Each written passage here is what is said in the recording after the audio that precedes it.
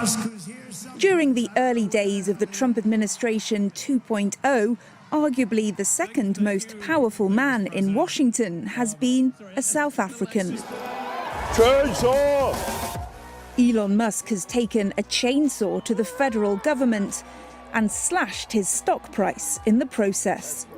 Elon Musk is a brilliant guy.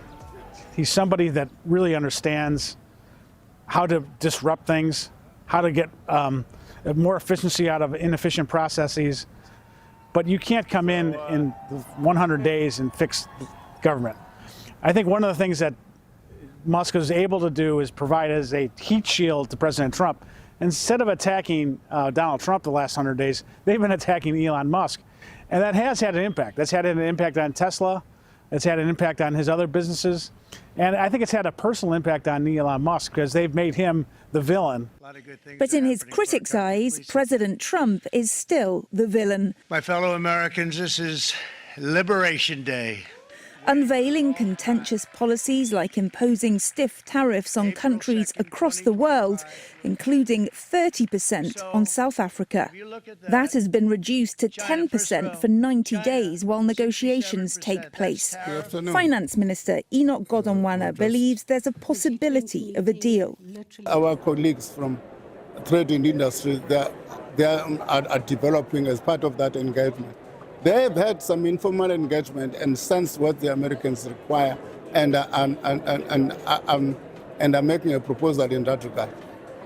But those negotiations are likely to be tricky, given relations between South Africa and the US have hit rock bottom since Trump returned to the White House. The US president expelled the South African ambassador for saying that Trump's support was partly a response to a, quote, supremacist instinct. He also cut off aid to the country and says he'll boycott the G20 Leaders Summit in Johannesburg later this year, citing the new land expropriation law as the main reason. It's a move that some believe would be counterproductive. I think that the United States should be represented by the president at the summit level, that the G20 was created precisely to bring together countries that are major players around the globe in international order. They don't always agree with each other, which is part of the point, but they do understand that they bear a responsibility. Others believe he'll change his mind. I think he will go to the G20. I think he loves those type of forums. President Trump wants to be taken seriously, and he's not going to miss an opportunity. For Donald Trump, you have to understand, for him, it's all about making deals. And you can't make deals unless you establish personal relationships, and you can't do that if you're going to boycott these countries. There's certainly time for him to be swayed. The G20 Leaders Summit is not until November.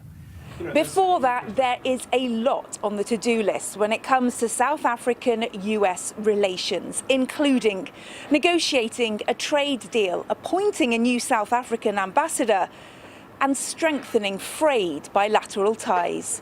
Kate Fisher, SABC News, Washington.